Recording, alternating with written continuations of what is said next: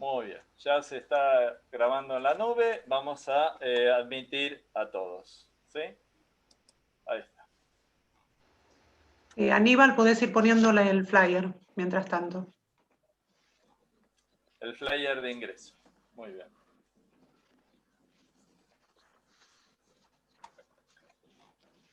Buenos días a todos y todas. Estamos haciendo ingresar a los participantes de la sala de espera. Vamos a esperar unos minutitos para comenzar con estas jornadas pre-congreso, analistas atravesados por lo inédito, nuevas brújulas.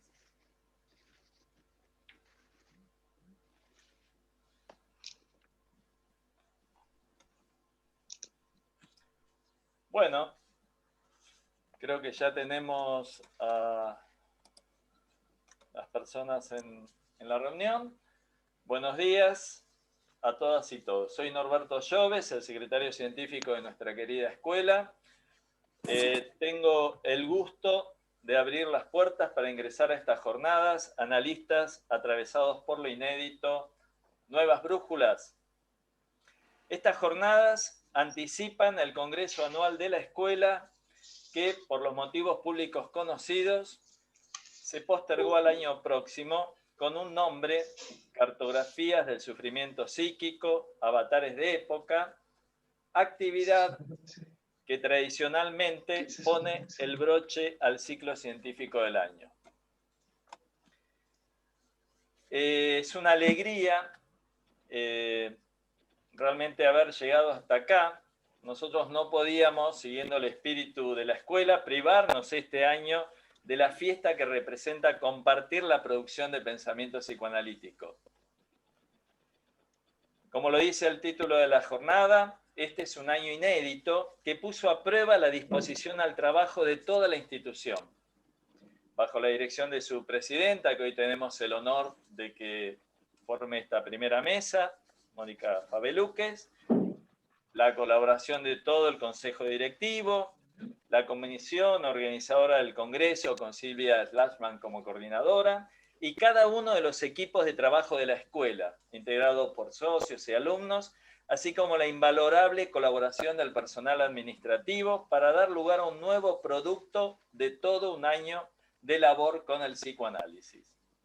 Tal como lo plantea el título del Congreso del año próximo, con sus avatares de época, estamos habitando una geografía nueva, generando nuevos espacios de lazo social, estrenando regiones, descubriendo nuevas tierras inexploradas, no sin las vicisitudes, con sus éxitos y contratiempos que ello implica. Entre estas tierras, les compartimos que estamos estrenando la apertura de una nueva frontera. Esta jornada, analistas atravesados por lo inédito, nuevas brújulas, se transmite en vivo por el Facebook de la escuela, una puerta más para compartir con toda la población el amor por el psicoanálisis. Bueno, ahora los dejo en manos de Silvia Slashman, que es la coordinadora de la comisión organizadora de esta jornada, para que los conduzca a nuevas brújulas posibles. Silvia. Muchas gracias, Norberto. Buenos días, bienvenidos y bienvenidas a la mesa de presentación de la jornada. Antes de abrir la mesa, quiero hacer un agradecimiento especial a quien me designó a esta tarea, confió y avaló una trayectoria institucional de años construyendo psicoanálisis. Agradezco así a la doctora Mónica Fabelúquez, presidenta de la asociación, por invitarme a formar parte del consejo directivo, coordinar esta jornada y presidir el congreso el próximo año. Asimismo, al magíster Norberto Lloves, secretario científico, por acompañar y estimular a lo largo de todo este camino recorrido el proceso de creación y puesta en marcha de esta jornada.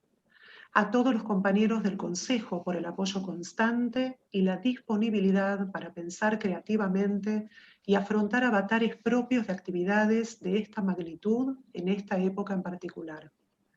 A amigos, colegas de la asociación que acompañaron de cerca, apoyando cálidamente este proyecto institucional. Y muy especialmente a la comisión organizadora que desde hace meses venimos trabajando intensamente, reinventándonos y transformándonos, acompasando los tiempos de época.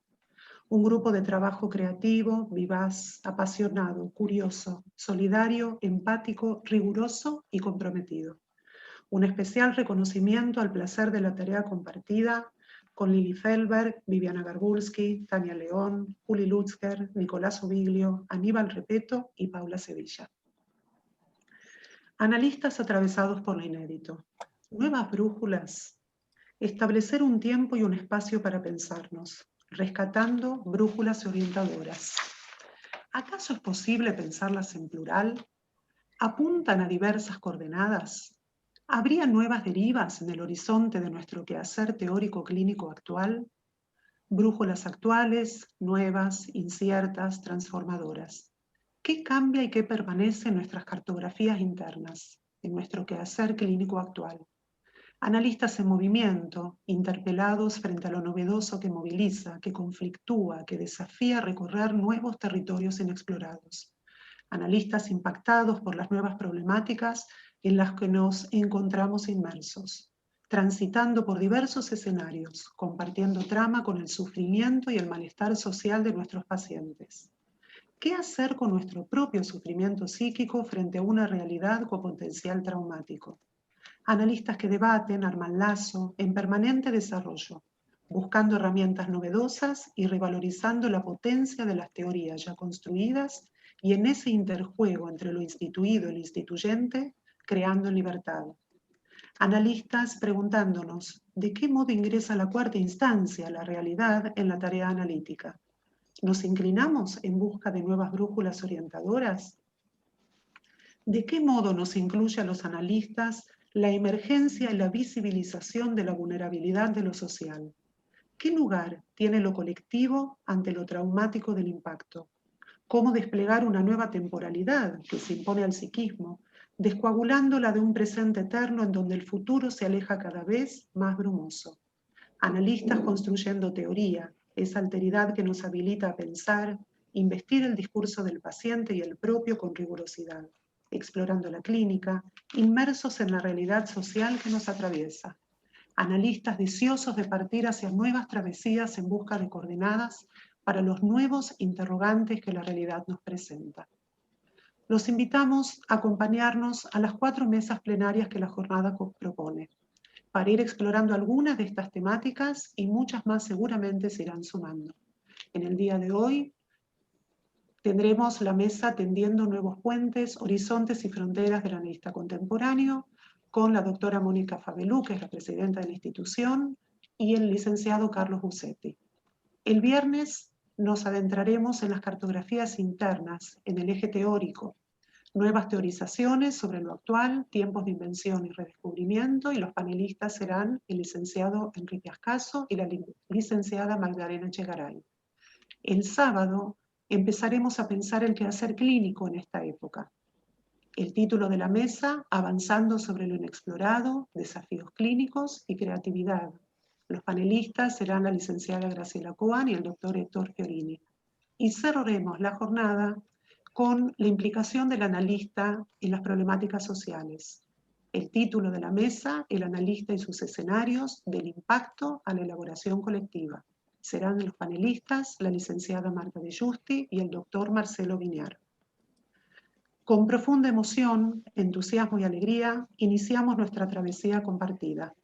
Abrimos así con la mesa de presentación de la jornada, considerando que no hay elaboración posible si no es desde el intercambio con los otros, desde el escenario de lo colectivo. Dejo la palabra entonces a la coordinadora de la mesa para su apertura, a la licenciada Viviana Garbulski. Muchas gracias. Bueno, buenos días a todos, a todas. Gracias por estar presentes hoy en esta mesa presentación de la jornada anual de la Asociación Escuela Argentina de Psicoterapia para Graduados, que lleva por título Tendiendo Nuevos Puentes, Horizontes y Fronteras del Analista Contemporáneo. Para marcar este encuentro, elegimos un epígrafe de Frida Kahlo que dice así: tiempo al tiempo y cada huella irá encontrando su arena. Es el deseo de la comisión organizadora que estas jornadas que nos esperan deje alguna huella en cada uno de nosotros. Les comparto de alguna manera cómo va a ser el orden de la presentación, la modalidad de este encuentro. Vamos a escuchar a los dos panelistas que tenemos hoy para dar después el lugar al intercambio a partir de las preguntas y comentarios que ustedes nos puedan hacer llegar a través del chat del Zoom, ¿sí? Así que los invitamos a todos a dejar los comentarios a través del chat. Los micrófonos de todos van a permanecer silenciados para que permitamos un mejor desarrollo de la actividad, ¿sí? Y a todos aquellos que nos acompañan por primera vez, les damos la bienvenida y les pedimos por favor que para mantenernos comunicados y que les podamos informar de las futuras actividades de la escuela, que nos dejen en el chat de Zoom también sus mails, así podemos mantener el contacto, ¿sí? En primer lugar, vamos a escuchar a la doctora Mónica Fabeluques y después al licenciado Carlos Gusetti. Mónica Fabeluques es médica psiquiatra, psicoanalista, presidenta de la Asociación Escuela Argentina de Psicoterapia para Graduados, profesora titular de la Maestría de Psicoanálisis en la AEPG, en convenio con la Universidad Nacional de La Matanza. Es miembro del equipo de comunidad del Centro Raskowski, autora de artículos y presentaciones en congresos y espacios científicos. Gracias, Mónica, por contar con tu presencia. Te escuchamos. Bueno, la verdad que nunca como hoy corresponde agradecer desde el día de hoy la colaboración, el compromiso de Silvia Schlafman y toda su comisión, también de Norberto Lloves por la conducción del espacio científico, y de todo el Consejo Directivo, sin los cuales no hubiéramos llegado en este año tan difícil a este momento. Así que todo lo que estamos compartiendo es trabajo de equipo. Así que voy a empezar con un sabio, Jorge Drexler, que me lo hizo acordar Nathan Sonis en una presentación que hubo hace poco, de su canción Fronteras. Dice: yo no sé de dónde soy, mi casa está en la frontera, que el mundo está como está por causa de las certezas, ¿no? Esto nos introduce al tema que empecé a pensar hace varios meses. En agosto empecé a pensar en esta presentación. En agosto me preguntaba, ¿cómo estaremos el 21 de octubre, o sea, hoy? Piensen que desde el sillón mi frontera es la baranda del balcón. No veo el horizonte, tapado por los edificios de la ciudad, y el único puente para salir del encierro es el pensamiento. Y el encuentro con otros tan aislados como yo. ¡Qué paradoja! Aislados, pero juntos, nos acompañamos, necesitamos entramarnos. Y otra paradoja. En esta época en que el espacio está tan limitado, la comisión organizadora del Congreso nos convoca con múltiples referencias a la espacialidad. Entonces, con la imaginación, se tratará de explorar las fronteras, construir nuevos puentes, ampliar horizontes compartidos. Celebro esta oportunidad para hacerlo con todos ustedes.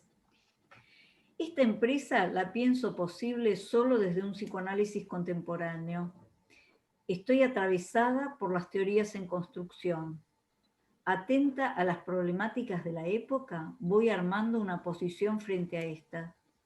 Analizo mi implicación, o sea, mis atravesamientos de clase, institucionales, ideológicos, religiosos, de género, libidinales. Eso me confronta con lo más íntimo, los deseos, las creencias, las contradicciones, los prejuicios, la fantasía, las frustraciones. La implicación no es ni buena ni mala, y lo único que podemos hacer con ella es analizarla. Intento no desconocer los límites que me impone. Me guía la curiosidad y me abro a otras disciplinas que me iluminan desde otras perspectivas. También a otras experiencias fuera de la clínica, en instituciones del campo comunitario. El quehacer así se multiplica. Entonces me pienso como una caminante, mapeando, entre comillas, o sea, haciendo una práctica de la cartografía en la que el territorio no existe sin el que lo camina, por lo tanto es múltiple e imprevisible. Así transito tanto la clínica como la teoría psicoanalítica, como la interdisciplina, como el trabajo comunitario. El mapa no será un calco de la realidad, sino lo que iremos construyendo en un ámbito plural y colectivo. Las preguntas lo van transformando. Les digo que es un camino no exento de temor. A veces hay que perderse y entregarse para que aparezca otra imagen, un mapa novedoso. El territorio y el mapa van definiendo y deviniendo en una relación de mutua producción. Empecemos entonces nuestro viaje. Me acompañan ideas de la filósofa Alejandra Tortorelli. Al aventurarnos en la investigación, cada explorador encontrará zonas que le ofrecen más dificultad al paso. Por ejemplo, cuando Freud delimitó el psicoanálisis de la medicina. Se trabaja demarcando espacios hacia adentro y hacia afuera. ¿Qué es y qué no es? En este sentido, una frontera es un límite que busca reforzar una coherencia interna y una identidad consigo misma. Vista así, tiene una sola cara, que custodia y busca garantizar la unidad. Pero a la vez separa y une la frontera. Buscará excluir justamente aquello que está muy cerca. Toda demarcación abre a lo otro de sí inevitablemente. Por lo tanto, tiene dos caras, como una pared, dos bordes, que no separa identidades preexistentes, sino que éstas se constituyen al delimitarse. Ningún saber puede pretender dominar las fronteras que lo trazan. Estas lo instituyen a la vez que lo amenazan su institución, lo perturban. Está expuesto a lo otro, como dice Tortorelli, abierto a lo otro, amenazado por lo otro, coinstituido por lo otro y destituido por lo otro. Eso perturbador nos viene al encuentro y nos enriquece. ¿Qué fronteras encuentro como psicoanalista?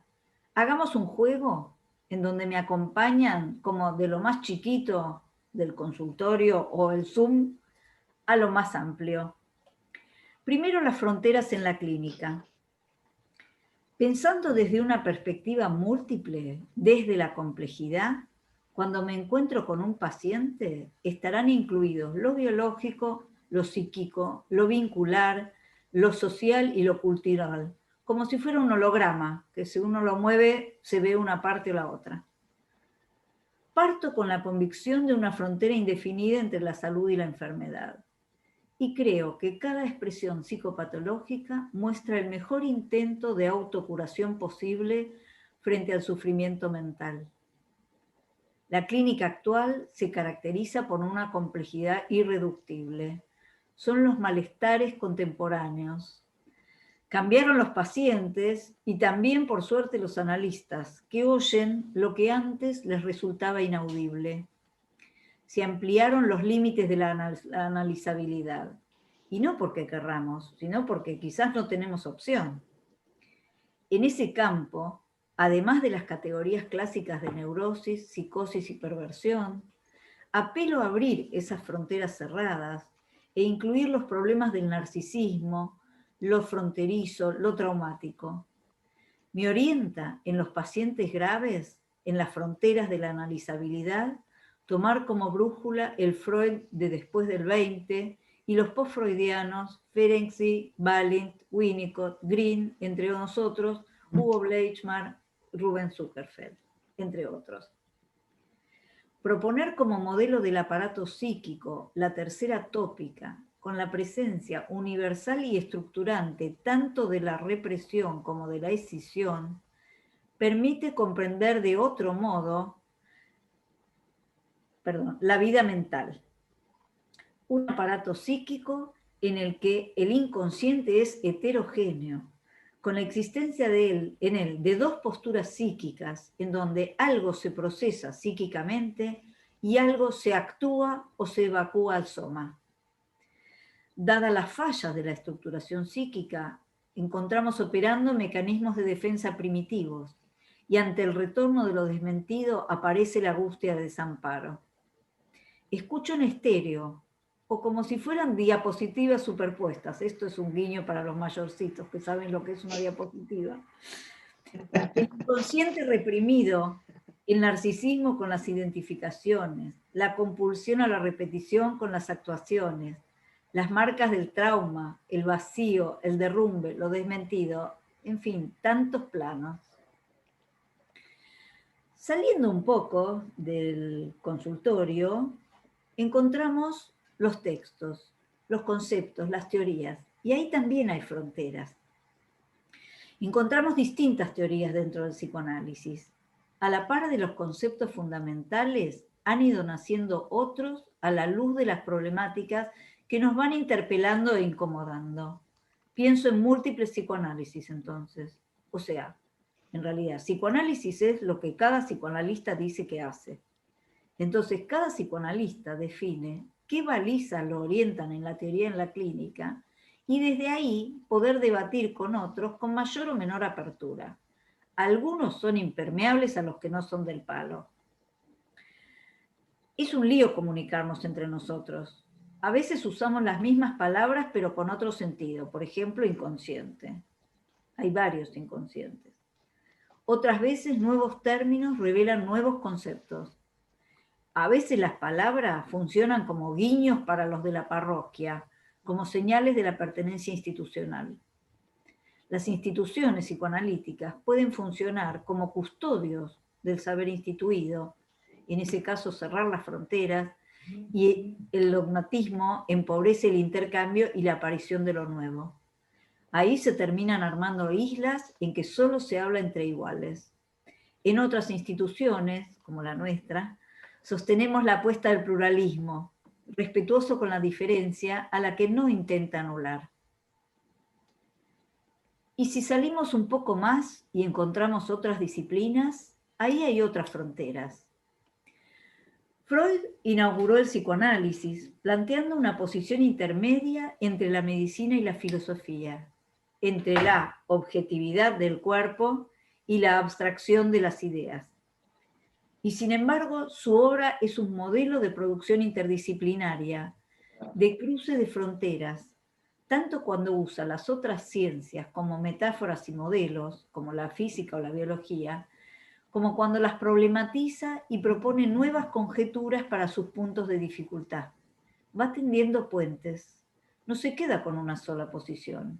Podemos pensarlo como un desarrollo pionero dentro del paradigma de la complejidad. Ahora, cada disciplina tiene diferentes miradas sobre el sujeto humano y un marco propio para abordar la subjetividad. Pero el problema es el reduccionismo. Para los biologistas, la base está en los genes. Para el reduccionismo psicologista, no importaría lo biológico ni lo sociohistórico-cultural. Y el sociologismo no considera ni lo psíquico ni lo corporal. Entonces pienso que el verdadero desafío es dialogar con nosotros, no solo incorporar sus teorías y transformarlas para el uso propio. El diálogo será el trabajo de la interdisciplina y la transdisciplina, que es un objetivo para mí siempre a lograr, ¿no? Como que siempre sigue lejos. En ese encuentro inquietante y fecundo con las otras disciplinas.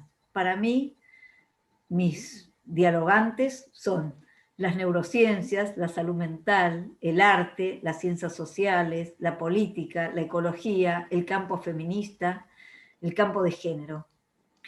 Con estos campos tendemos puentes que funcionarán si de los dos lados hay deseo de encuentro. Porque como decía Cortázar en Rayuela, referido al amor, un puente no se sostiene de un solo lado. Solo se construyen los puentes en un espacio social con otros, siempre que se sienta que la opinión de cada uno tiene valor para el otro y que abre a nuevas prácticas y sentidos. Si salimos a caminar, encontraremos las fronteras entre el sujeto y el otro. Recordemos a Octavio Paz, que nos dice, para que pueda ser, he de ser otro. El otro sabemos que es fundante del sujeto y no deja de estar presente nunca, desde los vínculos y desde lo social, produciendo subjetividad. Los límites que separan al sujeto del otro son una frontera en permanente construcción y desconstrucción, que al depender de las tensiones y cruces entre nosotros y los otros, crea paisajes cambiantes.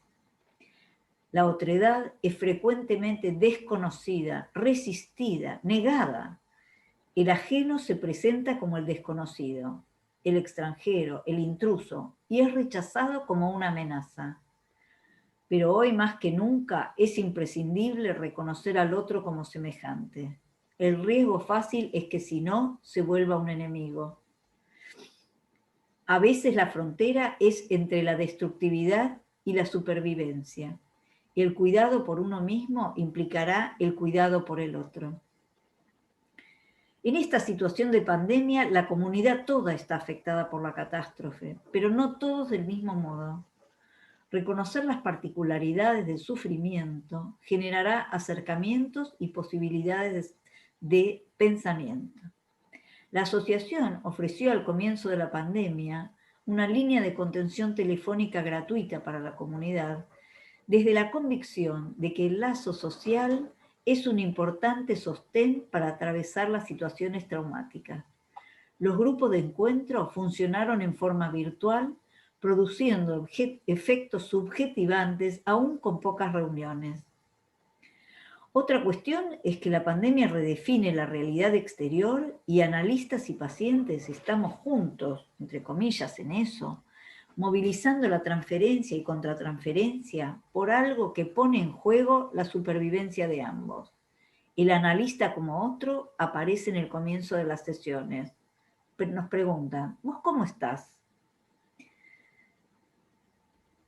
En el intercambio cultural, social y tecnológico también encontramos fronteras. En este tiempo de pandemia, lo virtual fue el único modo de tejer un entramado.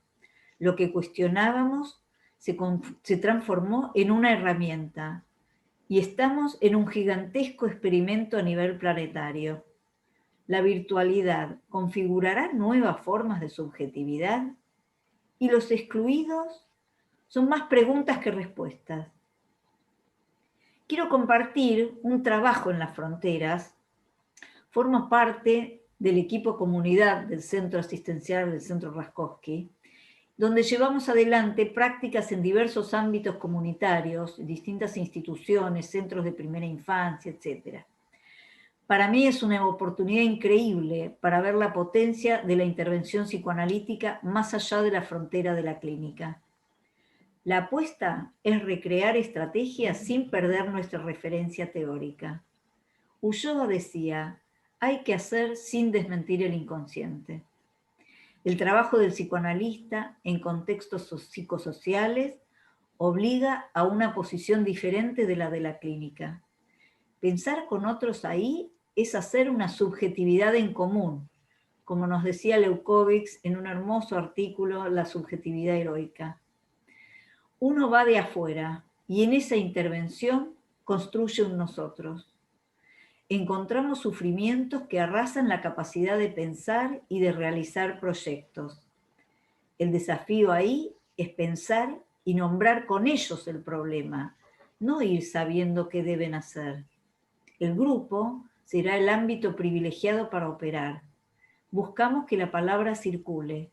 En definitiva, se trata de hablar, de escuchar, de escucharse, de saberse escuchado.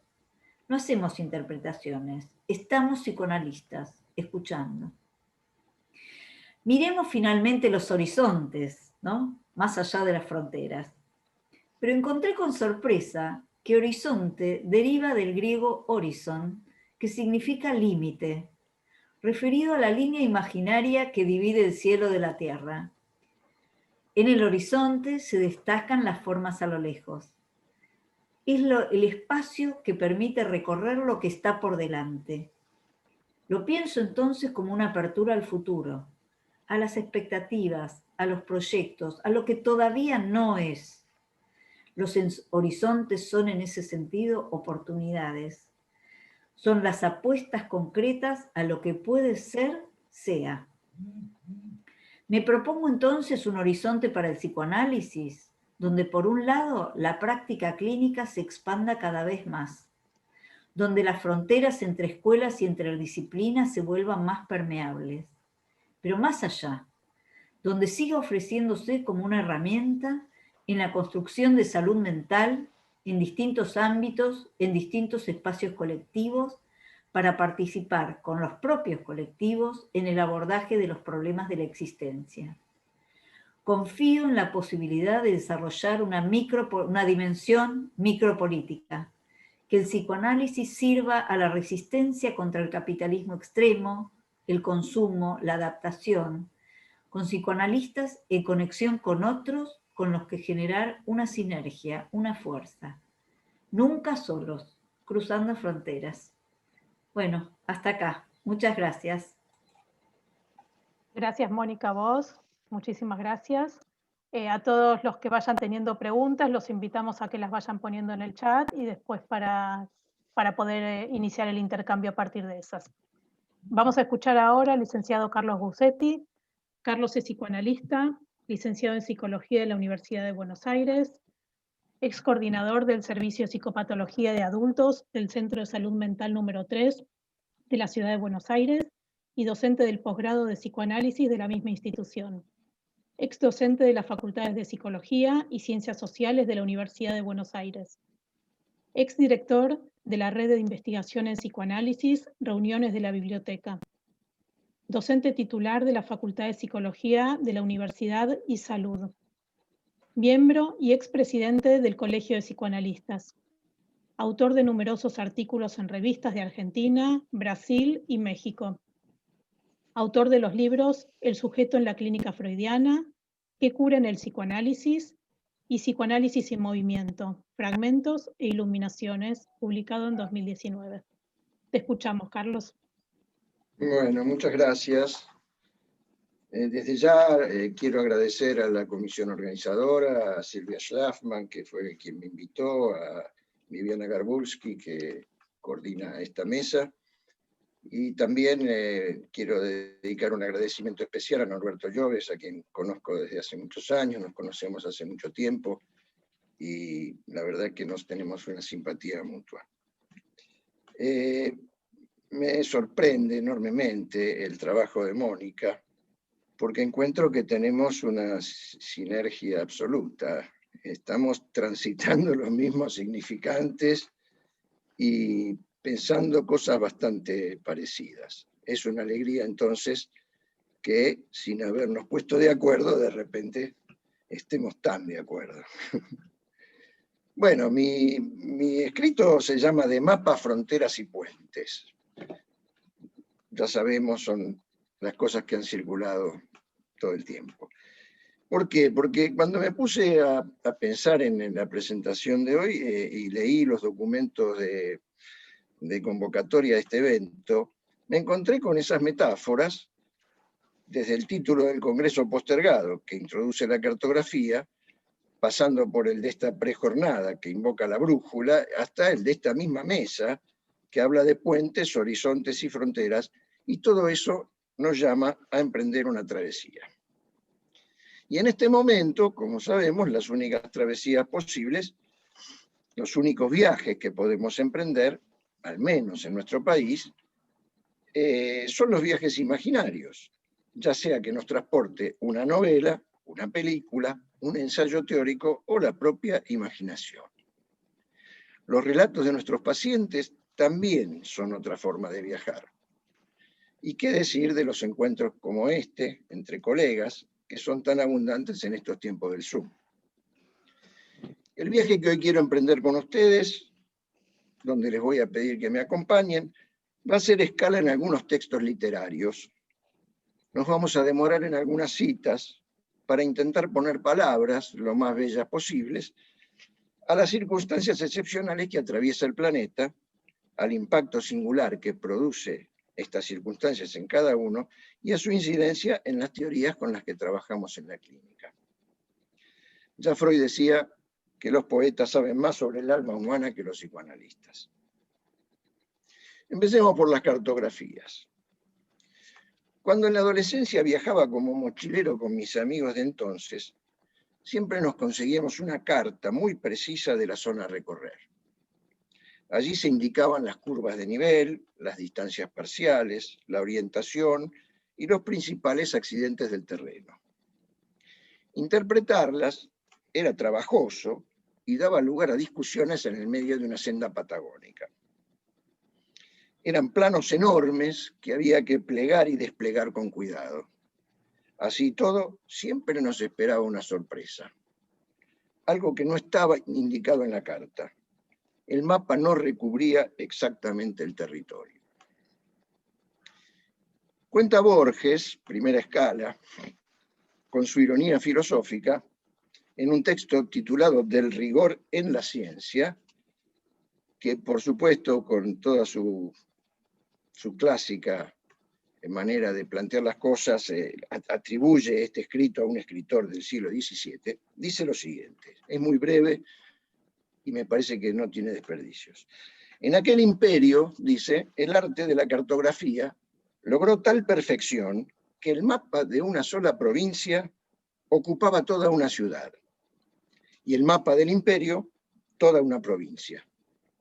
Con el tiempo, estos mapas desmesurados no satisficieron y los colegios de cartógrafos levantaron un mapa del imperio que tenía el tamaño del imperio y coincidía puntualmente con él. Menos adictos al estudio de la cartografía, las generaciones siguientes entendieron que ese dilatado mapa era inútil y no sin impiedad lo entregaron a las inclemencias del sol y los inviernos. En los desiertos del oeste perduran despedazadas ruinas del mapa, habitadas por animales y por mendigos. En todo el país no hay otra reliquia de las disciplinas geográficas. La teoría psicoanalítica me parece que ha conocido intentos semejantes. Algunos sistemas teóricos han creído que el trazado del mapa conceptual coincidía con el territorio donde se desarrolla la práctica. En nuestros términos, que los conceptos pueden recubrir completamente, pueden explicar acabadamente lo que sucede en la clínica. Por lo contrario, esta demuestra que los conceptos con que nos manejamos son siempre insuficientes para dar cuenta de las infinitas formas de padecimiento que presentan los sujetos en análisis. De no ser así, nuestro trabajo se reduciría a una hermenéutica física, a una hermenéutica fija,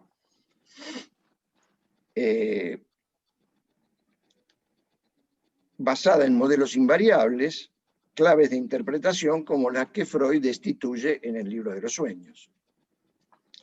Una de esas claves, discutida desde hace ya muchos años, es el modelo edípico, al que se somete toda lectura posible de los síntomas, inhibiciones y angustias.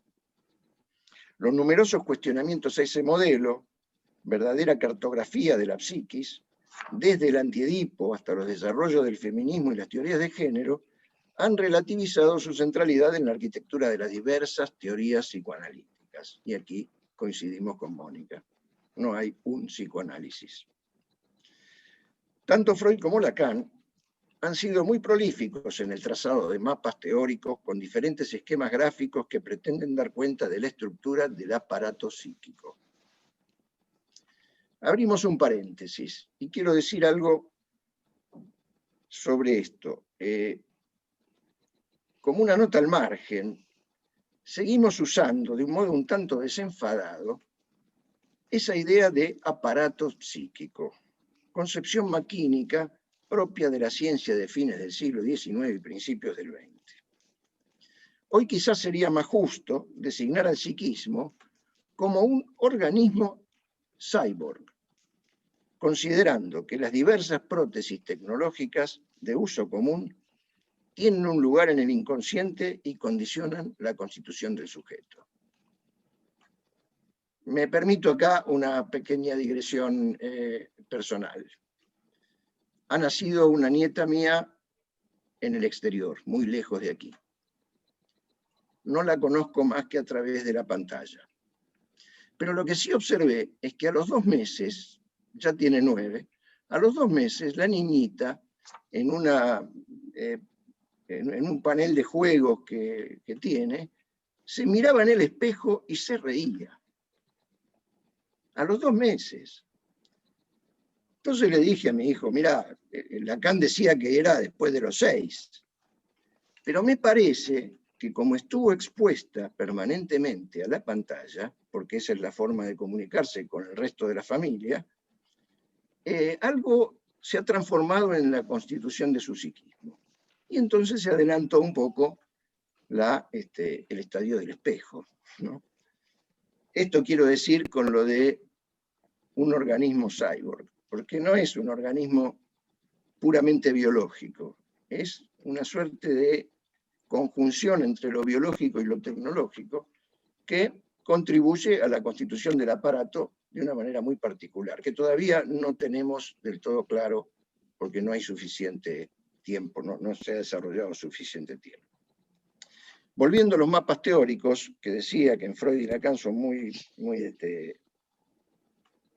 utilizados, en Freud, le digo algunos sin ninguna pretensión de ser exhaustivo, el circuito neuronal del proyecto, el esquema del peine tan famoso y tan utilizado, la estructura libidinal de la masa, con aquella famosa dibujo, o la bolsa esa del yo y el ello, y en Lacan mucho más, si se quiere, ¿no? Porque están los esquemas ópticos, el esquema R, el grafo, el RCI, las figuras topológicas, el nudo Borromeo, los 4 discursos. Bueno, hay una enorme cantidad de mapas teóricos.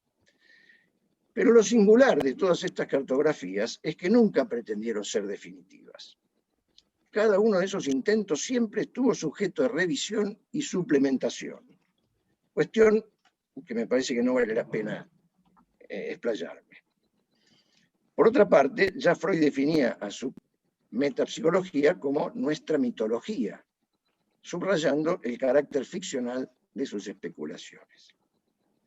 Creo firmemente que los conceptos psicoanalíticos son siempre fragmentarios, iluminan un terreno parcial de la experiencia, dejando en sombra otros. Los sistemas teóricos completos operan como resistencias del psicoanálisis, como bien lo describió Jacques Derrida.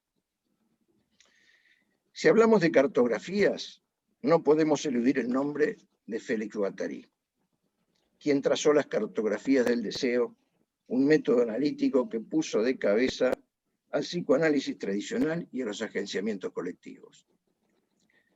El poeta argentino Néstor Perlonger lo dice así. Perlonger trabajó con Derrida y con Sueli Rolnik en Brasil, y dice lo siguiente: la tarea del cartógrafo deseante no consiste en captar para fijar, para anquilosar, para congelar aquello que explora, sino que se dispone a intensificar los propios flujos de vida en los que se envuelve, creando territorio a medida que se los recorre. Los psicoanalistas tenemos mucho que aprender de estas palabras, ya que de eso se trata en el diálogo analítico, de crear territorios, hacer lugar a la palabra y dar tiempo para desplegarla. Como recuerdan los documentos de convocatoria, hacemos camino, como dice el famoso verso de Machado. Fronteras. Recientemente, hace menos de un mes, me tocó dar una conferencia en el ámbito de un congreso titulado Destapabocas, organizado desde Tijuana, México. Una ciudad de frontera, caliente, como advierte el colega que lo organizó, que separa a México de su vecino del norte mediante un muro para impedir el ingreso de masas de latinoamericanos pobres a la promesa del país de las oportunidades, de los self-made men, paraíso del consumo, y liberty and justice for all, como reza el juramento a la bandera de los Estados Unidos. Frontera rígida, como hay muchas en el mundo. La pandemia ha reforzado la tendencia mundial al endurecimiento de las fronteras nacionales. Lo que ya venía produciéndose con la crisis de las uniones regionales, como el Brexit o la decadencia del Mercosur, más aquí, y las fuertes corrientes independentistas de muchas comunidades autónomas en Europa, se vieron exacerbadas con la aparición del virus. Se cerraron las fronteras nacionales, en muchos casos las provinciales, y las medidas de confinamiento las retrajeron hasta el punto de imponer la idea de que el extranjero, es decir, el que no convive con uno, es peligroso, un enemigo. Paul Preciado afirma en un lúcido texto escrito en el fragor de la pandemia que la frontera empieza ahora en la puerta de tu casa y no para de cercarte, empuja hasta acercarse más y más a tu cuerpo. La nueva frontera es la mascarilla. El aire que respiras debe ser solo tuyo. La nueva frontera es tu epidermis. Brutal. Esta circunstancia hace que vuelvan a encenderse defensas muy arcaicas, propias de los momentos de génesis del sujeto. Pulsa en el inconsciente el cavernícola que custodiaba la puerta de la cueva para no ser devorado por un diente de sable. Al mismo tiempo, desde la protección de las pantallas, donde el otro ya no es peligroso, se ha habilitado masivamente la posibilidad de conversar, hacer reuniones de trabajo o sociales, y en nuestro caso eventos como este, capaces de reunir multiplicidad de colegas de diversas partes del país y del mundo, como si esas fronteras se hubieran ablandado súbitamente. Una enorme oportunidad para muchos que contrasta con lo más importante que el virus nos quita como sociedad, el contacto de los cuerpos. Una mujer madura, que vive sola, comentaba con una amiga cuánto tiempo hacía que nadie la tocaba. Los analistas hemos dejado de tocar a nuestros pacientes, en ese breve contacto físico, en el saludo o la despedida, de percibir sus olores, su tono corporal, todo el complejo sensorial comprometido en un vínculo singular, como es la transferencia, reemplazado ahora por una imagen bidimensional en la pantalla o una voz en el teléfono, como la novela famosa de la telenovela de hace muchos años. Curiosa faceta de la frontera que separa y une al mismo tiempo, ¿no, Mónica? Un importante antropólogo argentino ya fallecido, Carlos Martínez Sarasola, describió la frontera con el indio como un lugar de convivencia de diversidades, de mestizajes y sincretismos. Dice textualmente, era un lugar de amores intensos, de fantasías, de libertades. La frontera es una figura que tiene una incidencia clínica evidente. Siempre se trata de la membrana que separa y une al sujeto y el otro, y la transferencia es un caso especial. Creo, además, que tiene un valor enorme en el plano institucional de nuestro gremio. La primera cuestión es, ¿qué es psicoanálisis y qué no lo es? A lo largo de la historia, diversos dispositivos de autorización de analistas, como el didáctico, el PASE, por ejemplo, han apuntado a esa cuestión. ¿Cómo asegurar que alguien es analista? Aquí recuerdo la idea de Fernando Ulloa, a que también Mónica acaba de citar, quien decía que no se es, sino que se está analista, y no siempre.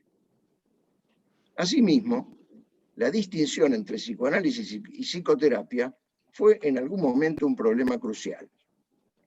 Y el nombre de esta institución es un síntoma de ello, o más bien de la defensa corporativa de dudosos privilegios completamente superados. Actualmente en mi entorno, entre los colegas con quienes converso y trabajo, creo que este tema ha perdido importancia.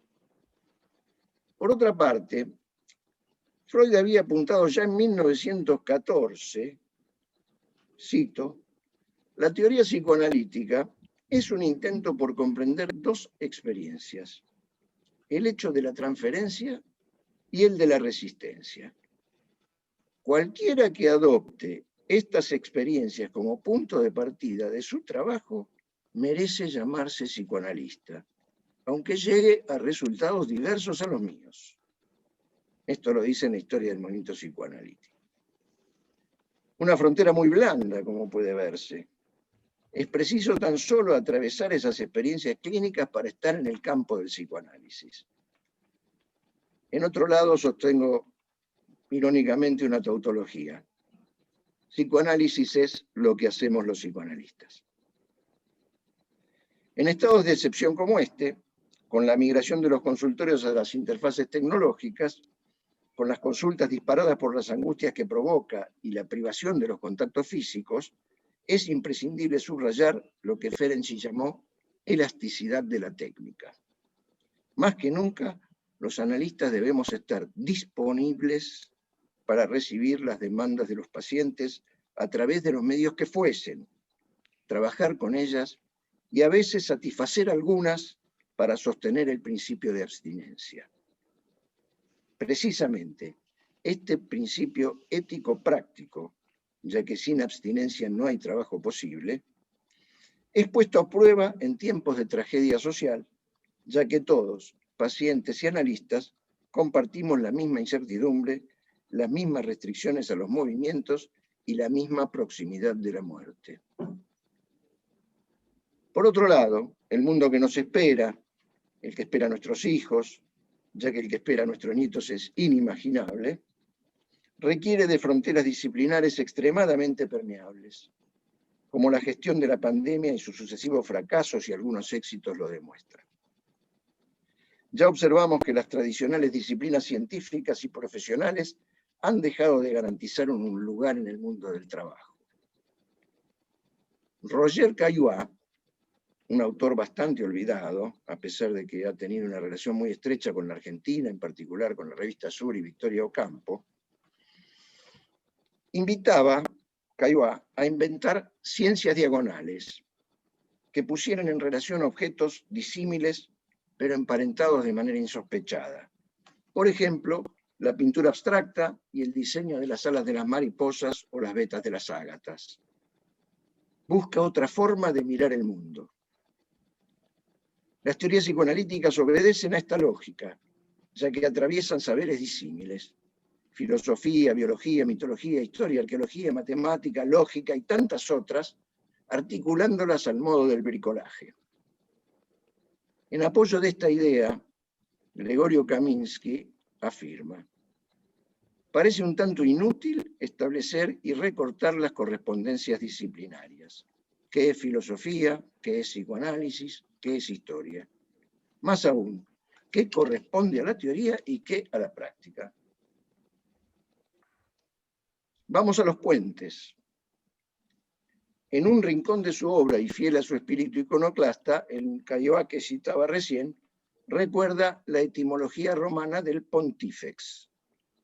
El pontífex era el constructor de puentes, el sentido que ha quedado oculto tras la imagen de boato y solemnidad del Papa católico o el Pope ortodoxo. En la antigüedad clásica, su condición sagrada estaba dada por el hecho de que al construir puentes transgredía el orden natural de las cosas, abriendo pasos allí donde no los había. Significación muy alejada de la función eclesiástica de reforzar y preservar los caminos ya transitados, cuidando que la feligresía no se aparte de ellos so pena de excomunión. Todo río, frontera natural en cualquier paisaje, es también un Rubicón. Atravesarlo es tomar una decisión que puede ser irreversible y con consecuencias impredecibles. Y el trabajo del analista es también el del constructor de puentes, de aperturas posibles a las aporías y cul-de-sacs del sufrimiento psíquico. También cada acto analítico es una decisión que debemos asumir con la mayor responsabilidad, la que tenemos sobre las producciones de nuestro propio inconsciente. Recuerden, la responsabilidad moral por el contenido de los sueños, el pasaje de Freud. Al mismo tiempo, el movimiento psicoanalítico no se ha privado de pontífices, cardenales y obispos, y se ha comportado muchas veces en su historia como una masa artificial freudiana. Y estas iglesias o incluso ejércitos han llegado a emprender verdaderas cruzadas para imponer una lengua única en el pensamiento psicoanalítico.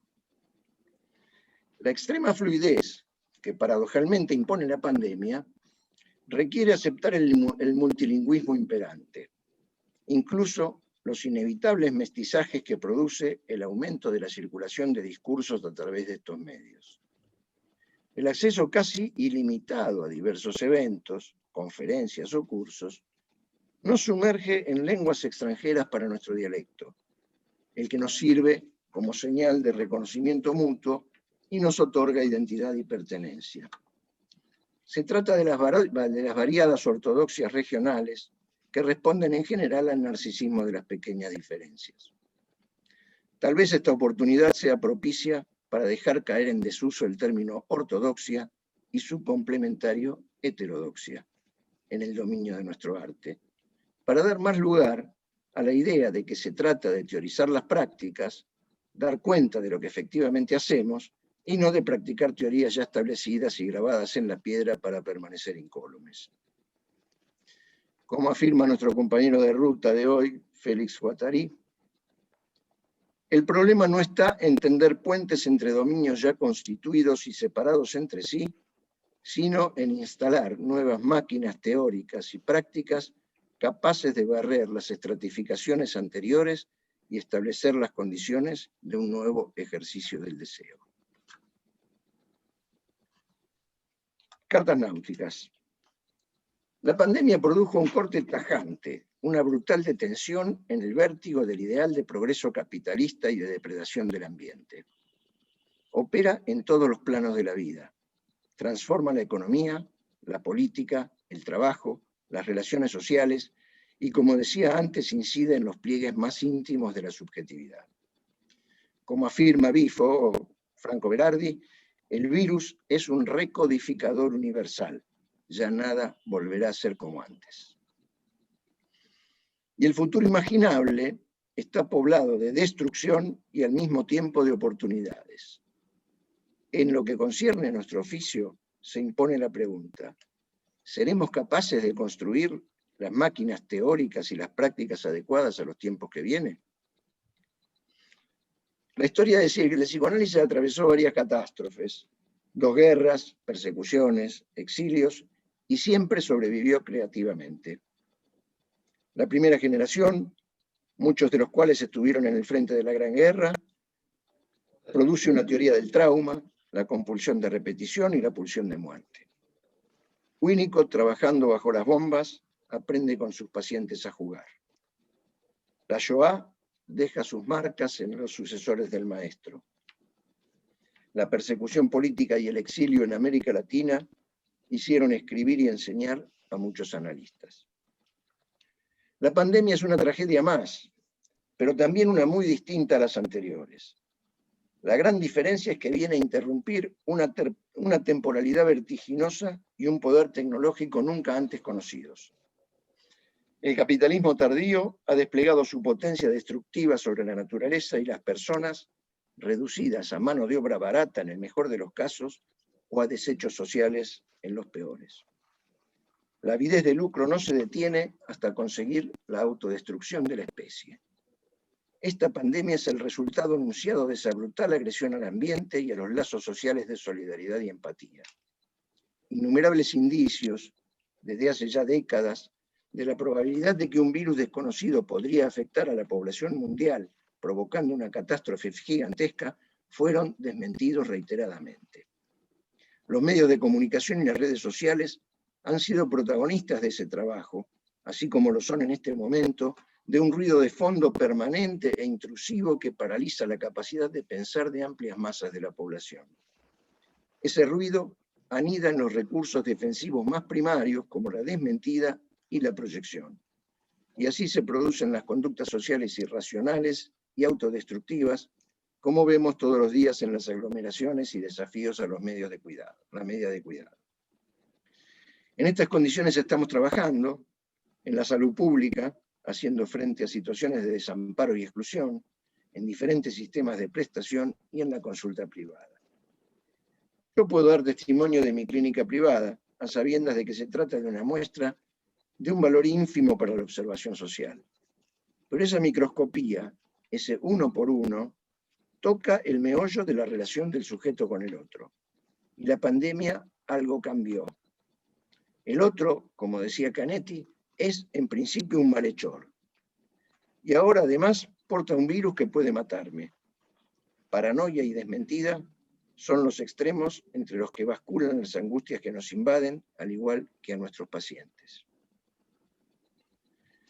Instrumentos de navegación. Incertidumbre, desconcierto, incapacidad de cartografiar el futuro, nada nuevo en el devenir de la vida, pero puesto de manifiesto brutalmente por la soberanía del virus. ¿Con qué instrumentos contamos para continuar el viaje? La cartografía fue una disciplina necesaria especialmente para los pueblos de navegantes. Para llegar de un lugar a otro en tierra firme, siempre hay alguna señal indicativa. Un árbol retorcido, un montículo, un arroyo, una cañada. Pero en alta mar solo hay cielo, mar y horizonte, todo igual. En noches claras están las estrellas, que vuelven siempre al mismo lugar, como decía Lacan de lo real. Y es así como se construyeron los instrumentos que permitían orientarse. La carta náutica, la brújula, el astrolabio o el sextante. Hace algunas décadas, todo eso pasó a ser material de museo. El GPS se impuso a la paciente artesanía de pilotear una nave y la inteligencia artificial reemplazó la destreza del marino. Uno de los apartados de mi último libro se titula precisamente Instrumentos de navegación y lleva la ilustración de una rosa de los vientos. Se agrupan allí 4 capítulos referidos a la abstinencia y la neutralidad, la elasticidad de la técnica, la eficacia y las resistencias del psicoanálisis. Diría que esos son los instrumentos que utilizo en mi clínica para orientar la cura. Existe una amplia casuística sobre los efectos de la migración hacia medios digitales. Hemos venido hablando de eso desde abril. Y como vamos haciendo camino al andar, la reflexión sobre lo que hacemos es siempre un viaje de descubrimiento. La hermosa frase de Proust, que es epígrafe de los ejes de esta mesa, ilumina el campo. El único verdadero viaje de descubrimiento consiste no en buscar nuevos paisajes, sino en mirar con nuevos ojos. Y aquí viene en mi ayuda Herman Melville, de quien Borges dijo que siempre fue suyo el mar. Cuenta en Moby Dick esa monumental fábula sobre la persecución metafísica de la ballena blanca.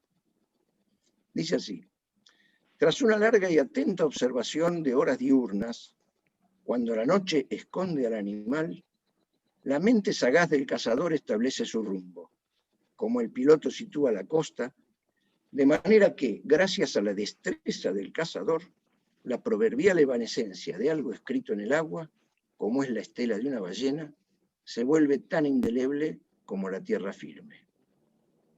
Entonces, mente sagaz y destreza es lo que podemos pretender. Muchas gracias. Gracias, Carlos. Muchas gracias. Gracias, Mónica. Gracias a los dos por los aportes, por la invitación a pensar y especialmente la invitación a viajar por puentes, fronteras, horizontes y la invitación a recorrer nuevos paisajes. ¿Sí? Bueno, fueron llegando un montón de... ¿Cómo? O mirar con nuevos ojos. O mirar con nuevos ojos, así es. Bueno, fueron llegando un montón de felicitaciones, agradecimientos y preguntas que abren el intercambio a través del chat, ¿sí? Voy a leer algunas de las preguntas y después les vuelvo a dar la palabra, ¿sí? Osvaldo Maltz preguntaba a Mónica, decía, ¿decís que los analistas oímos lo que antes era inaudible? ¿Cómo lo pensás? María Eugenia Farrés dice, Mónica, decías que la pandemia redefine la realidad exterior.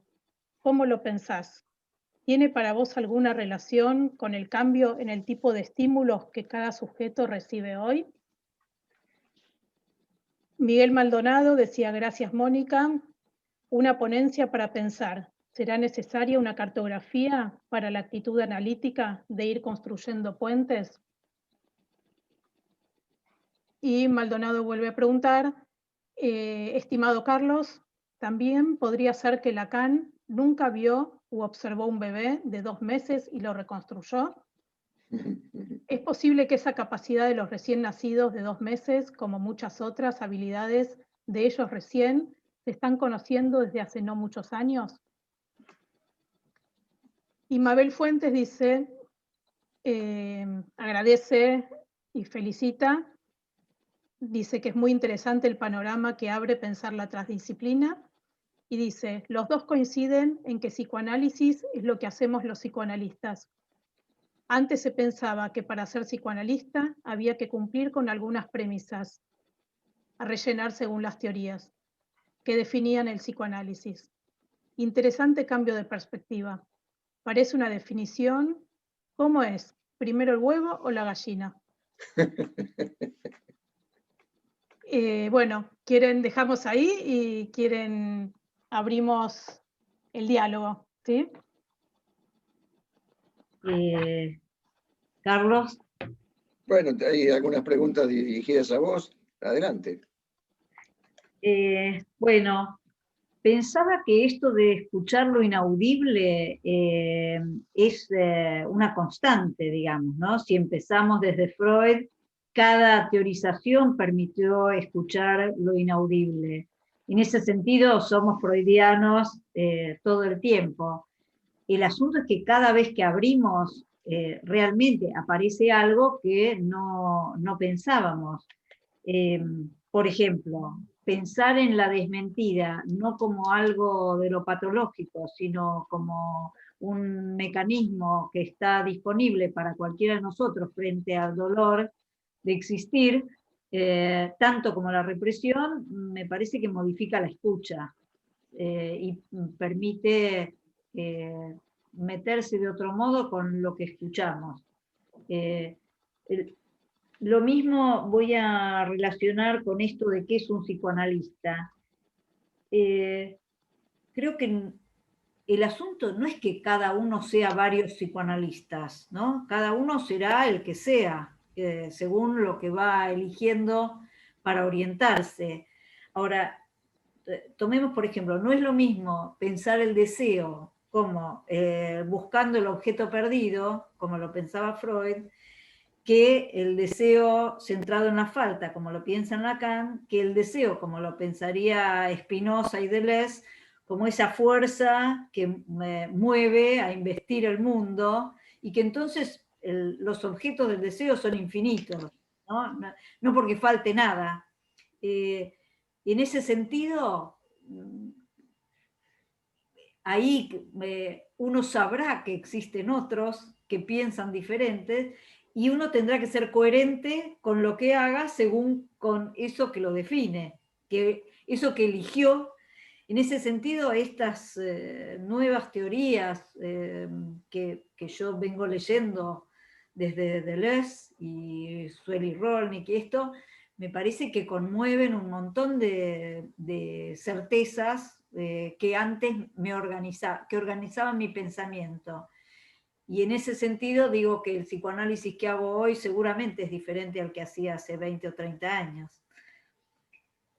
Y la otra cosa es esto de redefinir la realidad. Me parece que sobre todo lo pensaba en el sentido de la amenaza y la situación de incertidumbre que se ha expuesto de manera brutal y generalizada.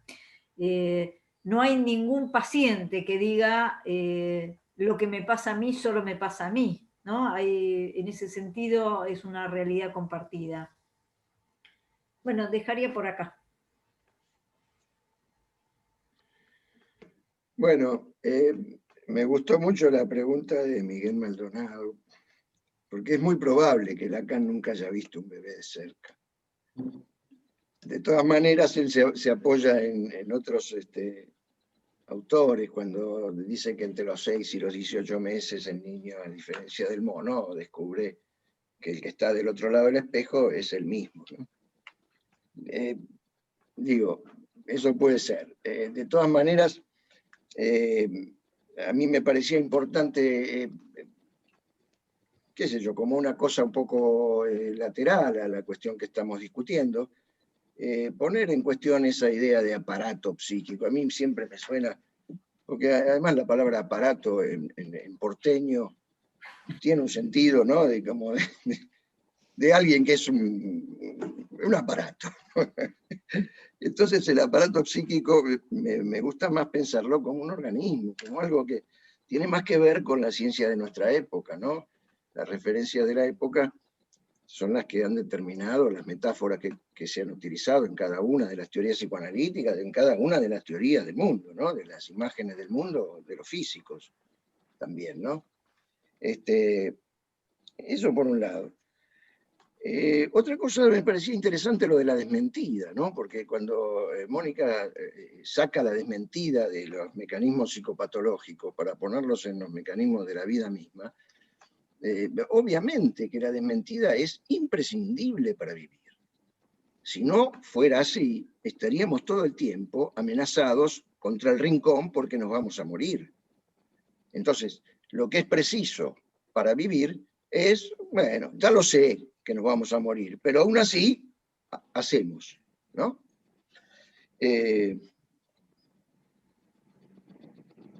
Bueno, no sé, eso por ahora.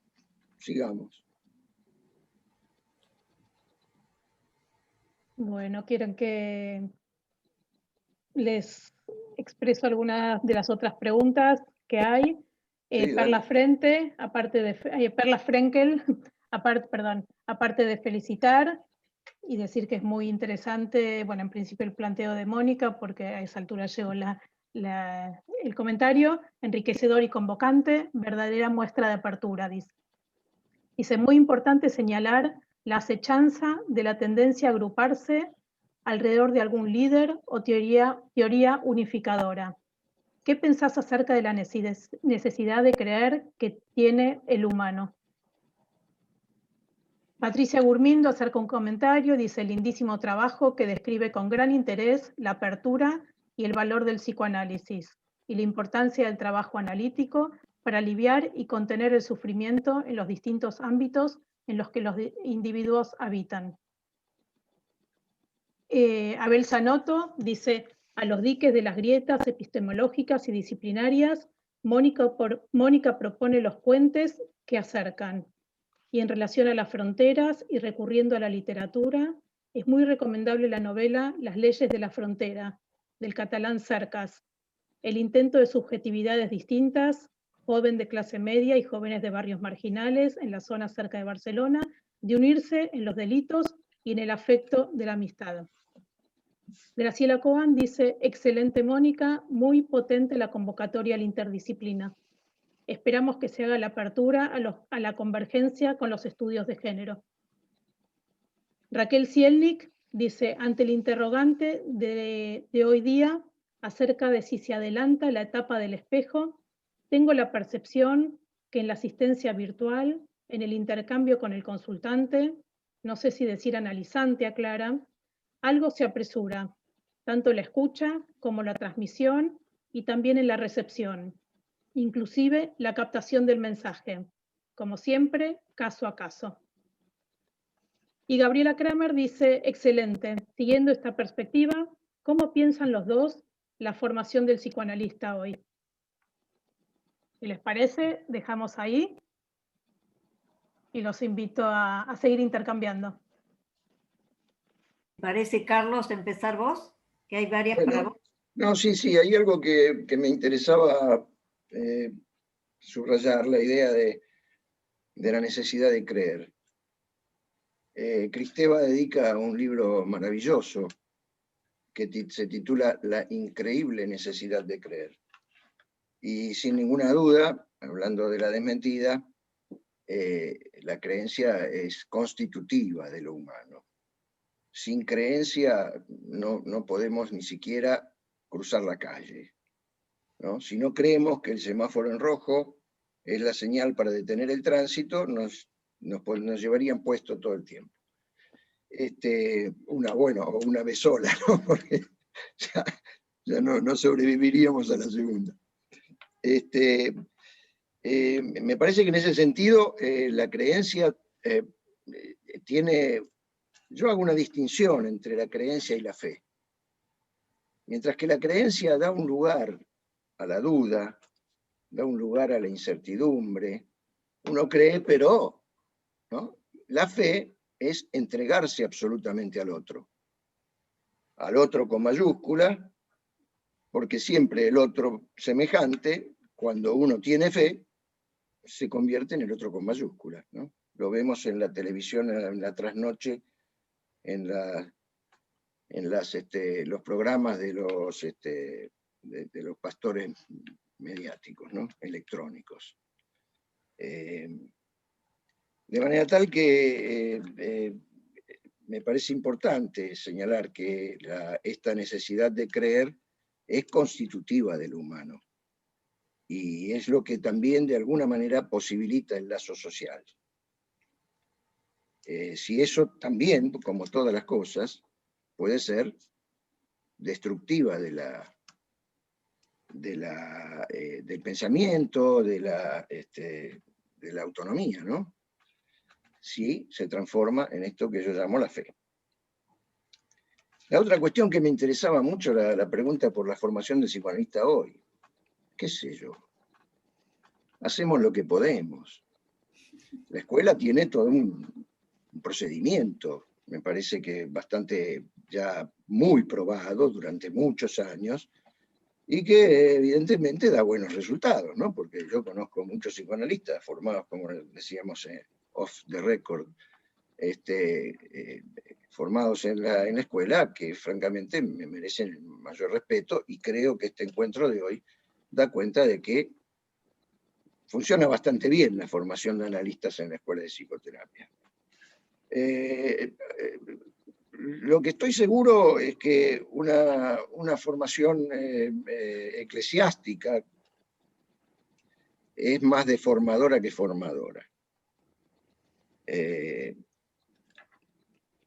No quisiera nombrar dispositivos o instituciones, pero sabemos todos que, yo lo digo de una manera un tanto también tangencial, ¿no? Como la lengua única o el multilingüismo.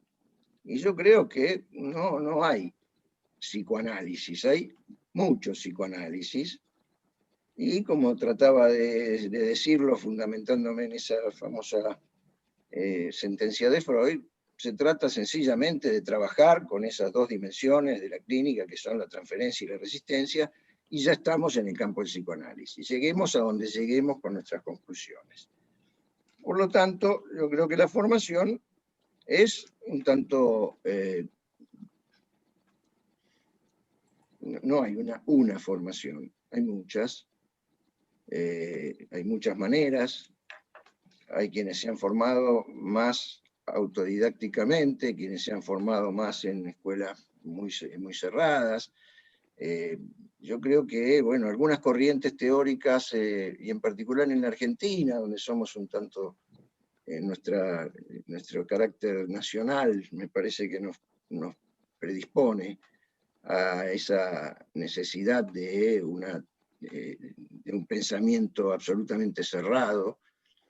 Bueno, han pasado muchas cosas acá con algunas corrientes teóricas que verdaderamente me parece que han hecho bastante dificultad al progreso de nuestro trabajo teórico y clínico.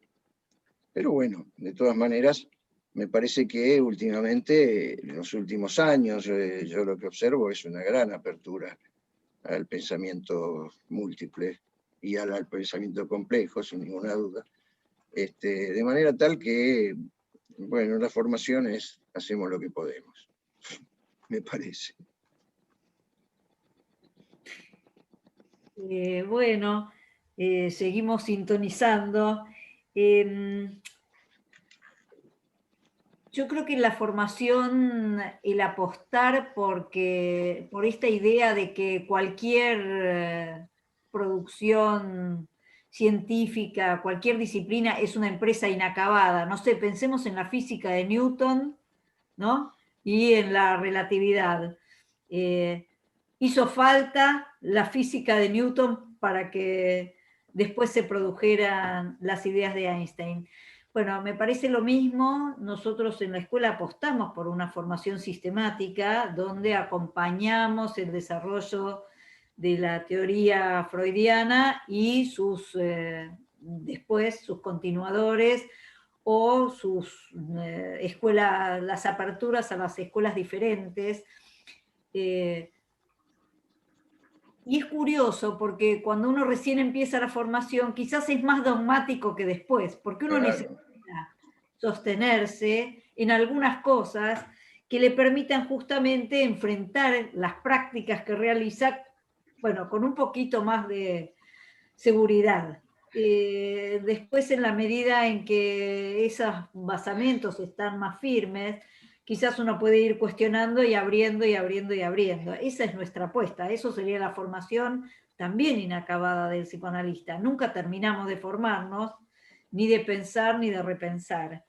Me parece que con el tema de la creencia el peligro es el dogma, ¿no? Cuando esto se rigidiza y en lugar de ser como mojones que nos permiten operar, se transforma en tutores que no nos dejan mover. Bueno, hasta ahí. Sobre el tema este que decía Mónica de que al comienzo de la formación se suele ser más dogmático. Yo me acuerdo de una cosa que pasaba en el hospital cuando yo comenzaba mi trabajo hospitalario. Tuve una paciente que ya venía con alguna educación psicoanalítica, que me preguntó, bueno, el hospital, el centro de salud era verdaderamente un lugar muy, muy ediliciamente muy pobre, ¿no? Entonces teníamos apenas unas mesas y unas sillas, ¿no? Bastante feo todo, y esta mujer viene y me dice, lo primero que me dice, ¿y dónde está el diván? Me dice. Yo digo, ¿qué diván? Acá no. Lo que hay es una camilla ahí arrumbada en algún lugar, pero no hay diván. Pero sin embargo, eso era gracioso en ese momento, lo decía una paciente, pero resulta que había un colega que lo que hacía era poner al paciente de espaldas para simular algo así como el diván. Porque si no, no hacía psicoanálisis, ¿no? La frontera era tan dura, tan rígida entre psicoanálisis y psicoterapia, que el que se decía psicoanalista no podía aceptar de ninguna manera atender cara a cara. Así que bueno, eso, me parece que ahí había una rigidez propia de la inmadurez. En definitiva, la experiencia nos va dando tantos golpes a las certezas, que bueno, que en definitiva algo aprendemos con los años, ¿no?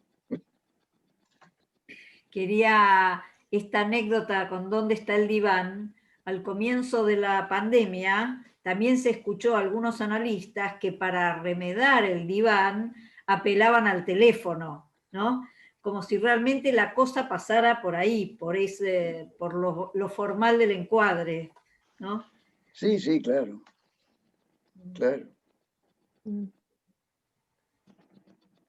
Bueno, entre los comentarios que van llegando, destacan el valor y el agradecimiento por la apuesta al intercambio, agradecen las excelentes reflexiones, destacan esto de mirar con nuevos ojos.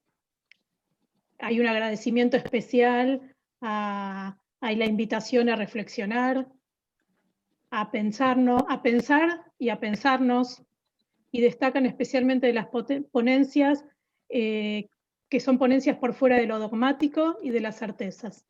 ¿Sí? Seguimos con algunos comentarios y preguntas, si les parece, tenemos tiempo para intercambiar un poco más.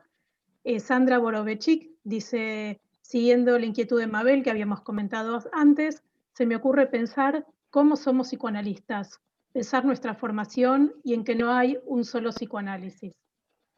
Cintia Chantril dice, es una pregunta para ambos, dice, los límites permiten establecer una diferencia necesaria para el intercambio. ¿Creen que la monotonía y la homogeneidad son los obstáculos en estos tiempos para nutrirnos en el intercambio? ¿Podés releerla otra vez? Sí, esperen que... Nada. Los límites permiten establecer una diferencia necesaria para el intercambio. ¿Creen que la monotonía y la homogeneidad son obstáculos en estos tiempos para nutrirnos en el intercambio? ¿Cómo lograr construir fronteras para facilitar los intercambios? Parece un oxímoron, pero no hay uno sin otro. En mi experiencia, respondiendo al organismo CIBOR de algunos pacientes, he implementado sesiones caminadas. ¿Cuál es su experiencia?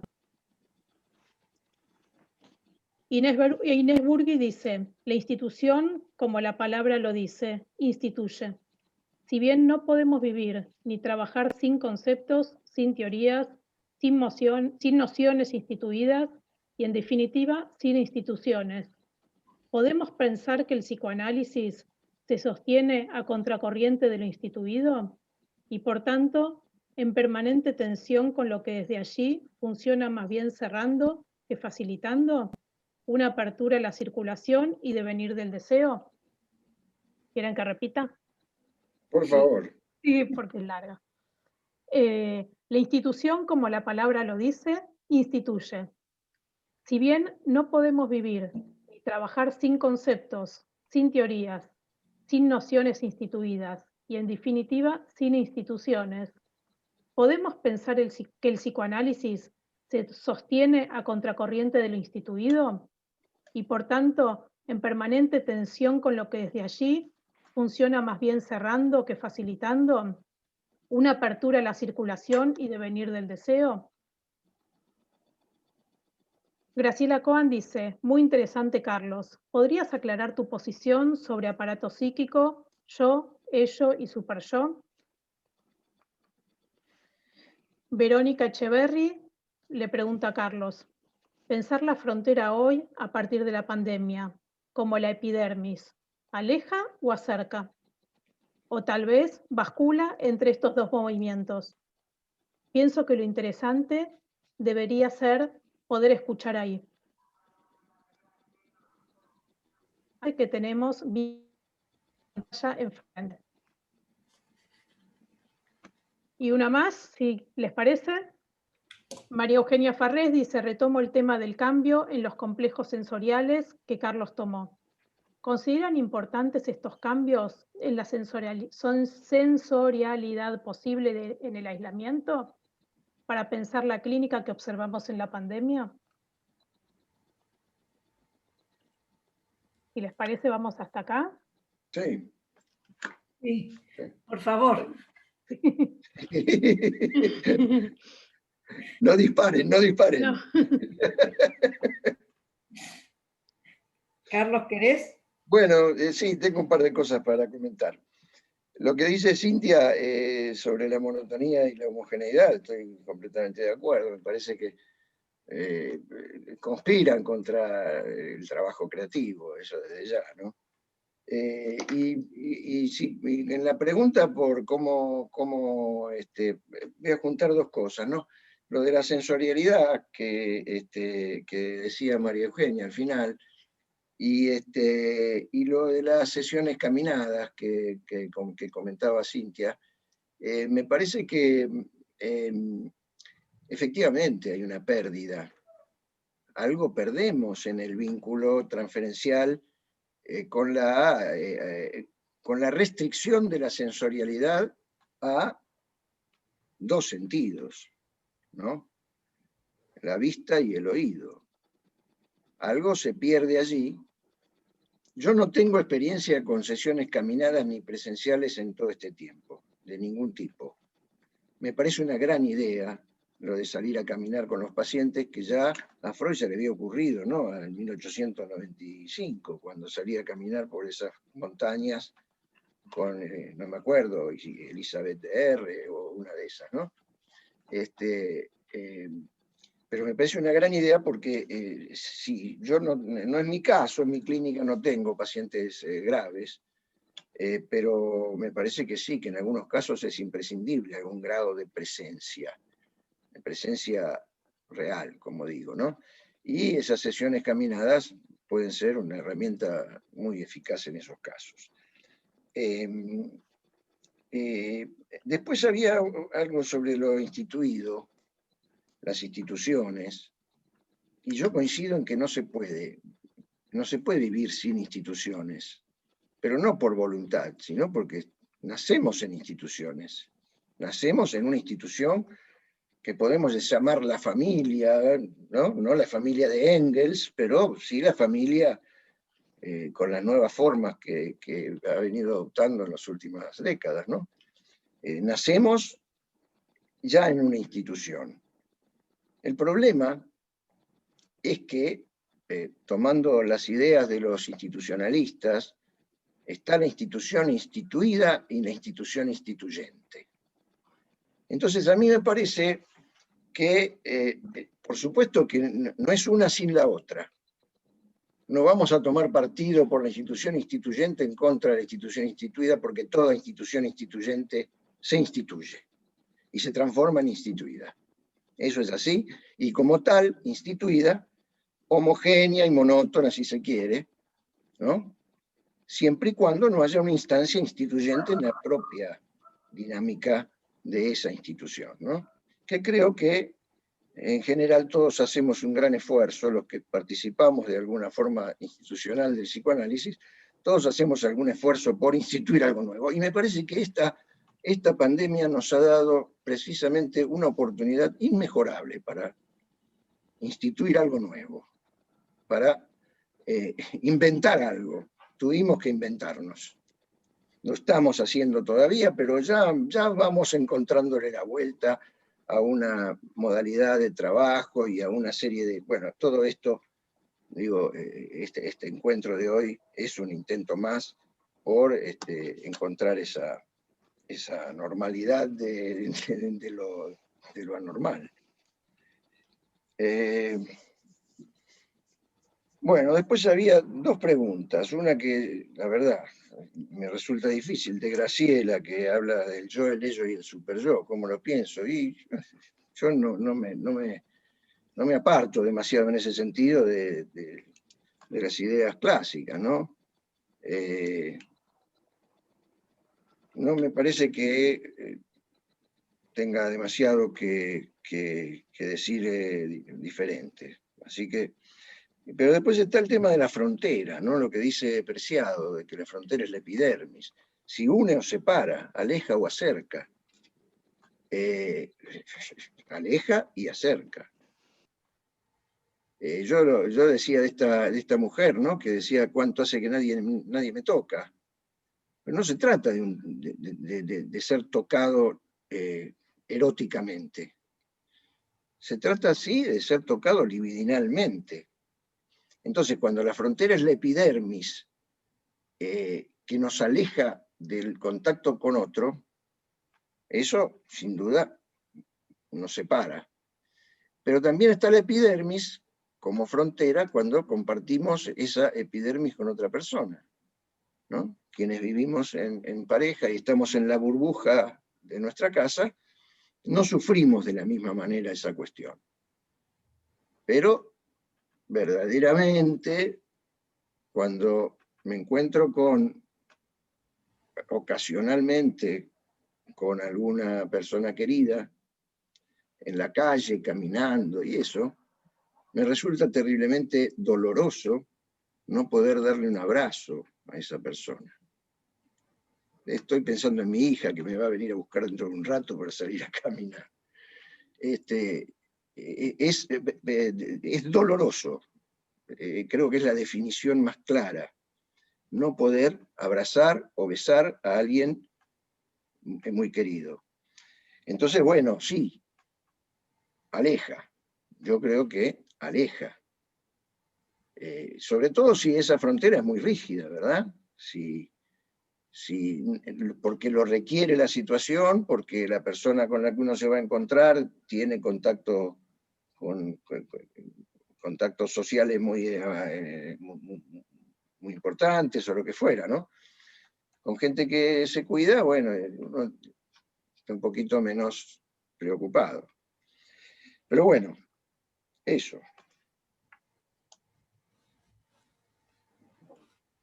Mónica, ¿vos querés?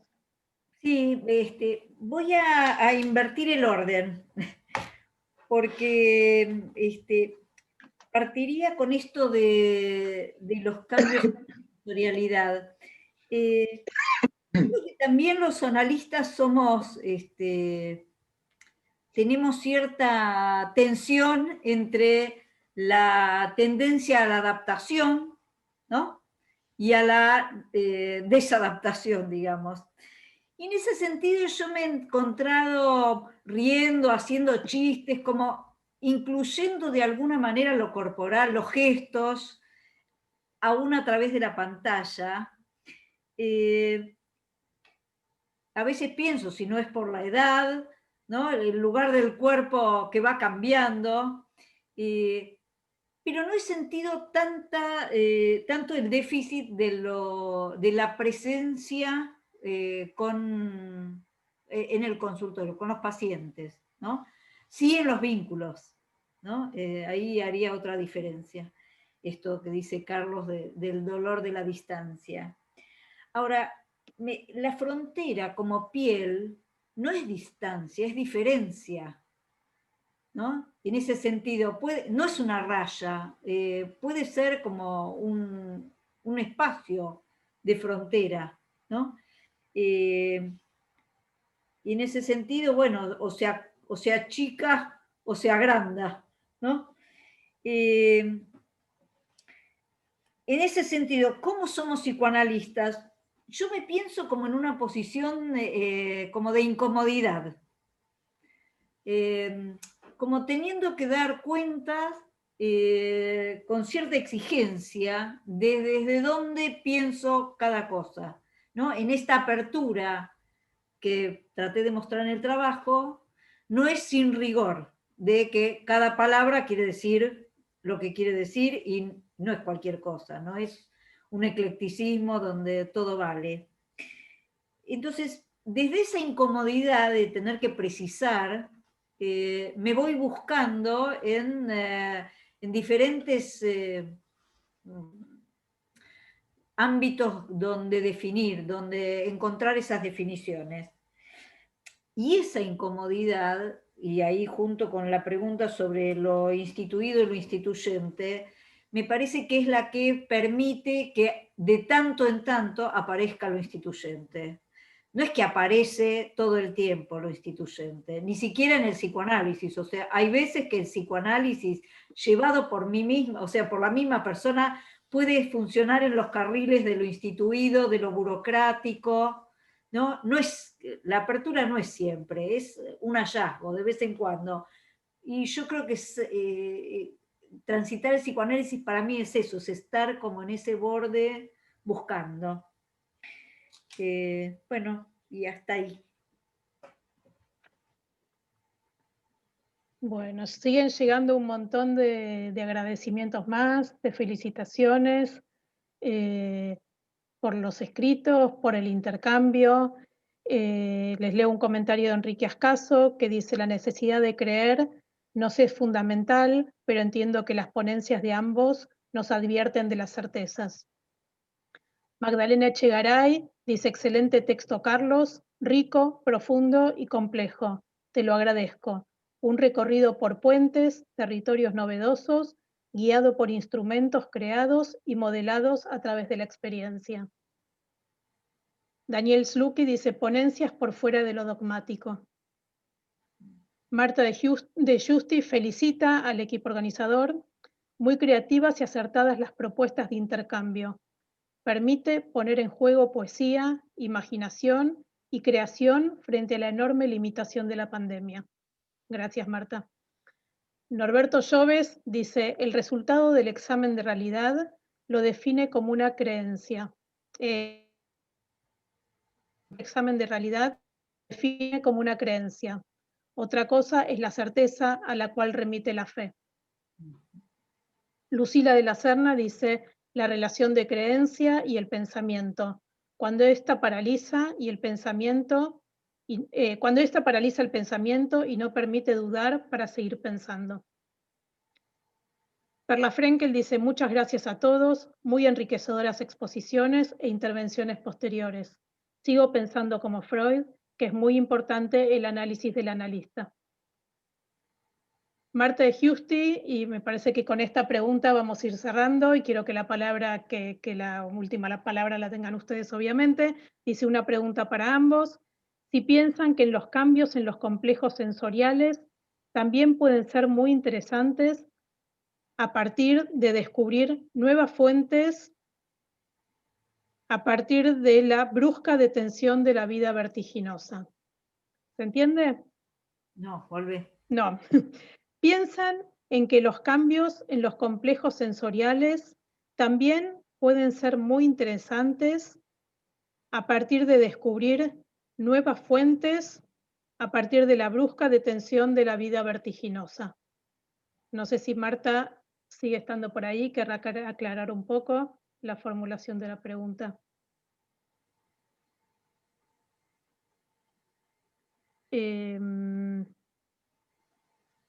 Alice, bueno, esperamos, ¿entendieron o esperamos a ver si Marta aclara? Como vos quieras. ¿Está Marta por ahí? Puede. No sabemos si está Marta todavía. Bueno, y si no. Alicia Levin dice, gracias a ambos por ayudarnos a pensar y traer sus ideas.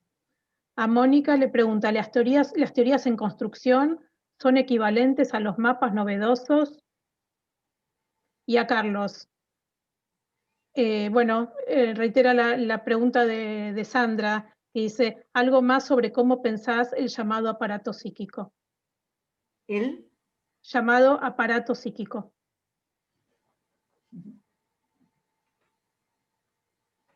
Carlos. Ah, está muteado. Norberto necesita, Norberto o Aníbal, a ver si lo pueden desmutear a Carlos. Ahí está. Ya Gracias. está, ya está. El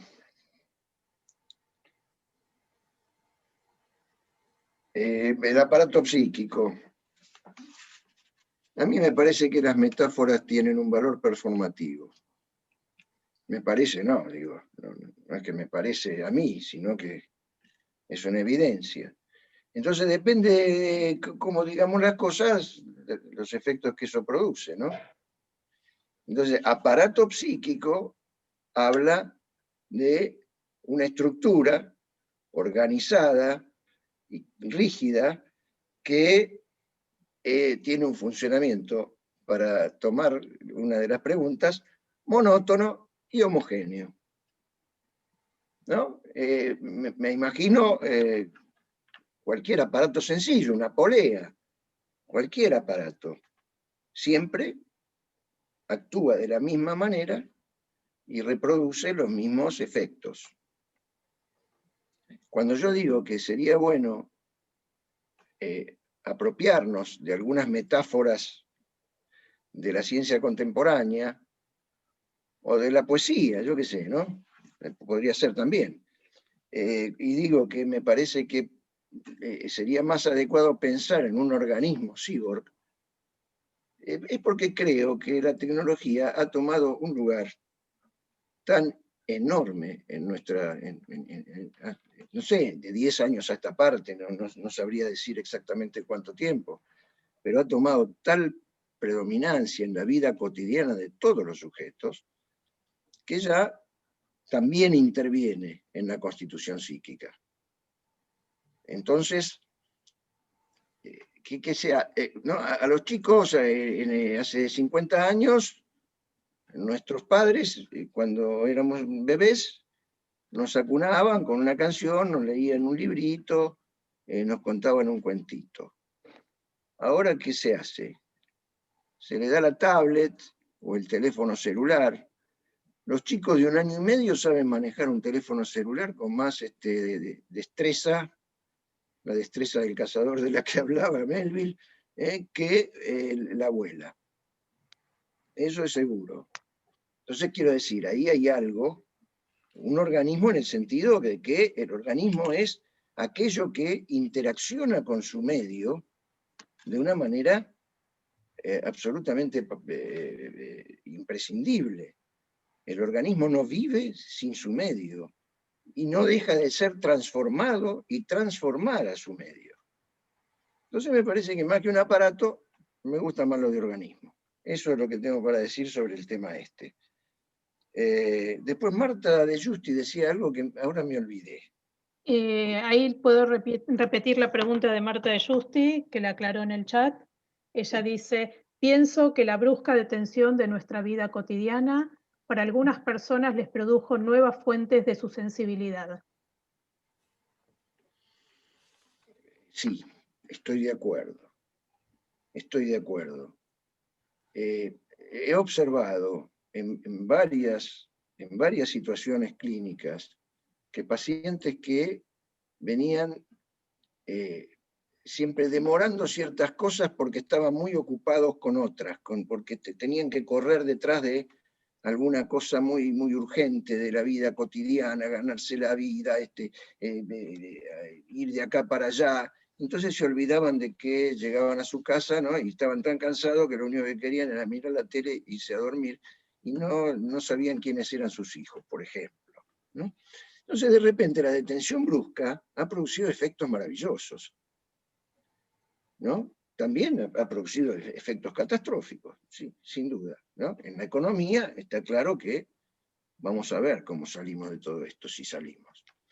Pero quiero decir, en la vida individual ha producido efectos maravillosos, como por ejemplo que la gente se queda en su casa y se tiene que aprender a jugar con sus hijos.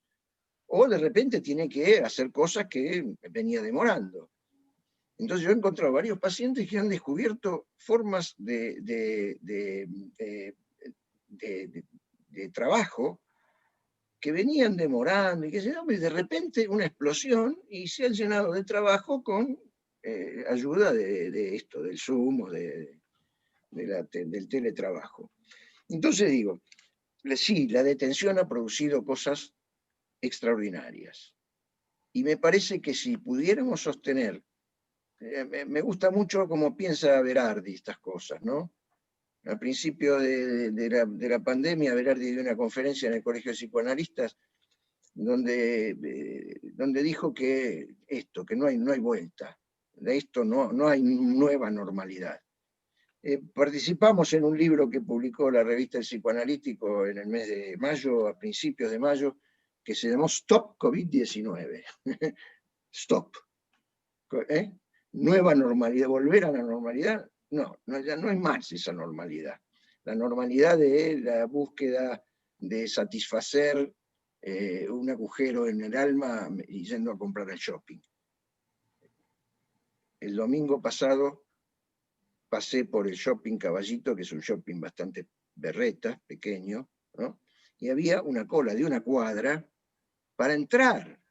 ¿Qué está haciendo esa gente ahí? Digo, ¿cómo se le ha colonizado la cabeza con el discurso capitalista, para ser lacaniano? ¿Cómo se le ha colonizado la cabeza para estar ahí haciendo cola para entrar a comprarse un par de medias o qué? ¿No?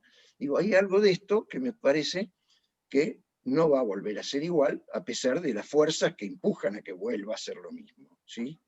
Eso. Mónica, nos quedan muy poquitos minutos Sí. antes de cerrar, así que si querés decirnos unas últimas palabritas. A ver, lo primero es que nunca vamos a recalcar lo suficiente la importancia del análisis del analista, ¿no? Que acuerdo con Perla Frenkel. También un análisis que puede ser continuado en espacios grupales con colegas compartidos, en donde reflexionemos sobre nuestra implicación, ¿no? Quiero decir, otros dispositivos podrían ser la prolongación del análisis del analista. La otra cosa es que los cambios en la sensorialidad, Marta, gracias por la pregunta, he notado cambios, como esto de lo sensorial, como otra vinculación con lo sensorial. La cantidad de gente que se ha puesto a cocinar, por ejemplo, o que ha vuelto a hacer música. Bueno, los cambios en la sexualidad de muy diverso tipo, me parece que esos son impactos que todavía nos dan para seguir pensando. Y la verdad es que yo me pregunto si la nueva normalidad, si la vieja, si va a volver o no va a volver. Me parece que 8 meses es muy poco tiempo en la historia de la humanidad, ¿no? Y que nosotros la verdad que estamos en el medio. En eso tengo más preguntas que certezas.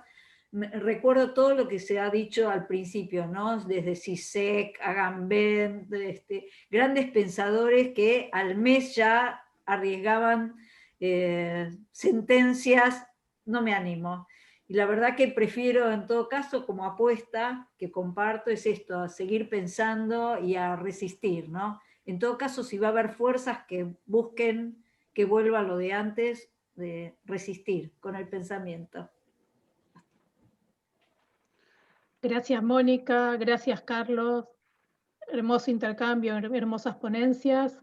Vamos a ir cerrando el encuentro de hoy, pero antes queremos agradecer especialmente a los colegas, compañeros de FLAPSIP que nos acompañan hoy, a colegas desde Rosario, desde Misiones, desde Jujuy, desde Comodoro Rivadavia, desde Brasil, a Miguel Maldonado, de la Asociación de Psicoterapia Psicoanalítica de Perú, a Magdalena Echegaray, a Daniel Slucky, del Colegio de Psicoanalistas. No sé si a alguien se me está escapando alguno, pero a todos ellos que nos acompañan hoy, les agradecemos muchísimo su presencia.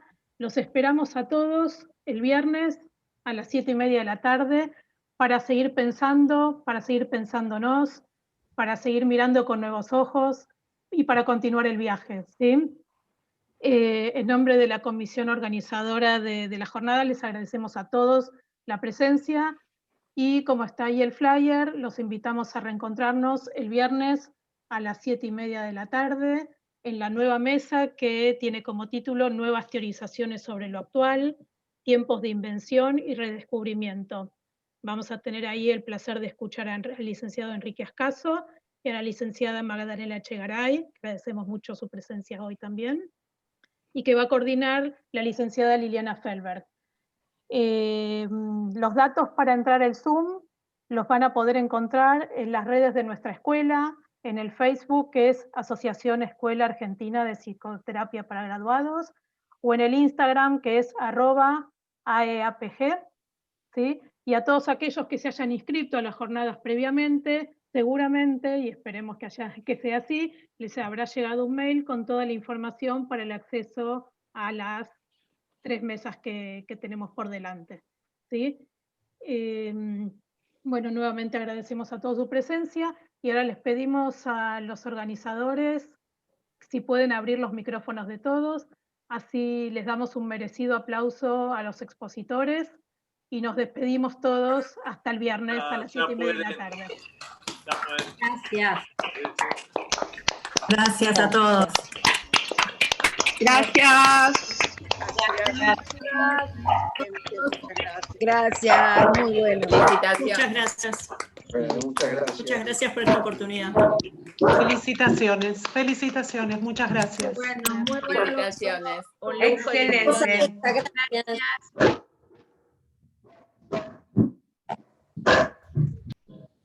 Muchas gracias, Carlos. Muchas gracias, Mónica. Brillante las exposiciones. Buenísima. Felicitaciones, Silvia y equipo. Y gracias, Vivi. Realmente excelente trabajo. Excelente coordinación de Vivi. Nos portamos bien, Vivi. Organizadora y todo bárbaro. Salió bárbaro. Felicitaciones al equipo, a los organizadores, a los anfitriones. Muy bueno. Felicitaciones. Gracias, gracias. Salió bárbaro por Facebook también, lo íbamos chequeando. Lo iban viendo, qué bueno. Sí, salió bárbaro. Les cuento que Facebook tiene un delay, así que todavía están en Facebook. Sí, bueno. Igual va a quedar, en Facebook va a quedar un tiempo y después va a estar grabado. Voy a detener la grabación de Facebook, ¿sí? La transmisión en vivo. Dale, Sí. dale. Muy bien. Dale. Bueno, gracias a todos, Norberto. Nos van a mandar el chat, por favor. Sí, yo ya lo guardé, ya se los mando en unos minutitos. Excelente, Vivi, excelente, gracias. Gracias a todos. Besos. Bueno. Chao, buenos días. Chao, Carlos, muchas gracias. Gracias, Carlos. Interesante. Muchas gracias, Carlos. Muchísimas gracias. Gracias, Moni. Compartir. Gracias a todos. Largamos, finalmente. Largamos.